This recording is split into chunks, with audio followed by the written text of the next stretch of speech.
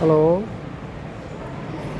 जो इन्डियाबाट जानेहरूको लागि 100 रुपियाँभन्दा माथिको सामान लगेमा भन्सार लाग्ने भन्ने कुरो जो मिडियामा फैलियो, यो के कतिको साँचो हो?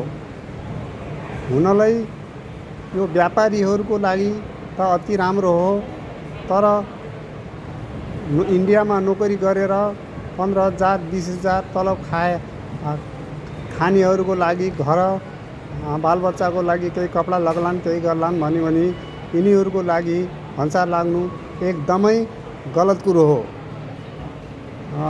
बालिनजी, म तपाईँलाई भन्न चाहन्छु कि म आज बिमारी भएर अस्पतालको बेडबाट यो खबर दिँदैछु।